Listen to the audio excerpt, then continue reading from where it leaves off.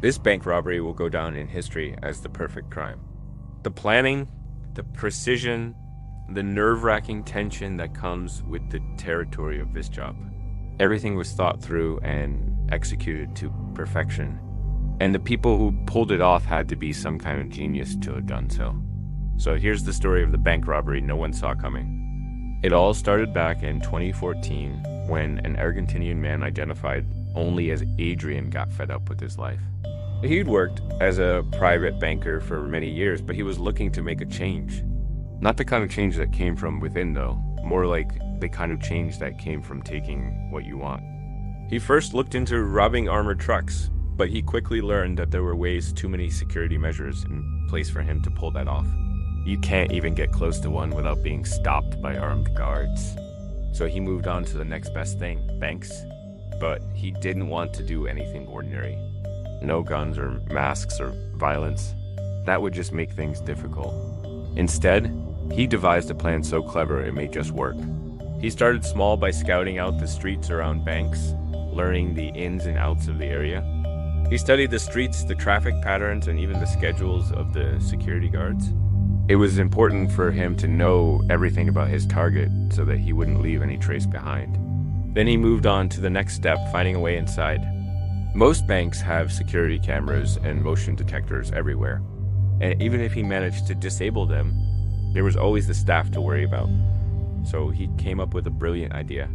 He applied for a job at one of the banks he had been eyeing. At first, he was rejected because they didn't need anyone new at the time, but he didn't give up. He kept trying until finally they accepted him onto the payroll. Now he had access to the inner workings of the bank. He knew exactly where the security cameras were and how the layout of the place looked. He also befriended some of the employees, which proved useful later on. In fact, one of the tellers became so friendly that she even gave him her number.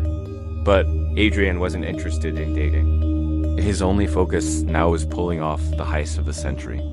The first bank he applied to work at was called Banco Superville, and it was located in the Recoleta neighborhood of Buenos Aires, Argentina. It was a modern-looking glass building surrounded by other businesses and residential apartments. There was also a police station not too far away. But Adrien knew that the officers there were corrupt and could easily be taken care of. He worked at the bank for about a year before making his move. During that time, he saved up enough money to buy himself a motorcycle and a helmet. He chose a black Suzuki motorcycle because it didn't draw attention, and a full-face helmet because it covered his facial features. Little did everyone know that these items were just the beginning of his preparation. Every day as he rode to work, he would pass by the same route, the same streets, at the same time. This helped him commit the area to memory. Even years later, he would still ride the same route after committing the crime. After working at the bank for a whole year, he was sure that he had the place completely memorized. So he quit his job and waited for the perfect moment to strike. On July 16, 2014, the day of the heist began like any other day. Adrien got up early, got dressed in his usual clothes, grabbed his helmet, and got on his motorcycle. He then drove over to the bank and parked a few blocks away. From there, he put on the helmet and walked towards the bank. The distance between his car and the bank was about 50 meters, a distance he had traveled countless times before. When he arrived at the bank, he noticed that the security guard was standing right in front of the door. However, he wasn't worried. This was part of his plan. As he approached the guard, he acted natural, as if he were just another customer. He nodded his head and said hello to the guard. The guard returned the gesture. Then Adrien walked past him and continued inside. He then made his way to the vault and opened it using his knowledge of the bank's layout. Inside the vault was a safe where the money was kept. He opened the safe and started taking out the cash. He stuffed the bills into his jacket and made his way out of the bank. The whole thing took him less than 2 minutes, but nobody saw it coming. He walked out of the bank, got on his motorcycle, and rode away. Nobody even noticed that he had left. When the security guard noticed that the door to the vault was open, he rushed inside to investigate. He checked the cameras, but they were all turned off.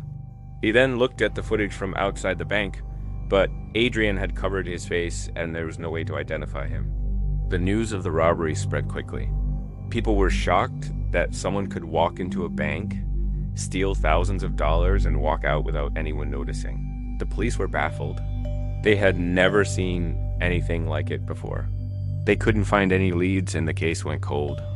But Adrien was long gone. After the robbery, he changed his appearance, dyed his hair, and grew a beard. He also bought a fake ID and social security card. Then he fled to Mexico, where he lived under a false identity. For several years, Adrien enjoyed his newfound wealth.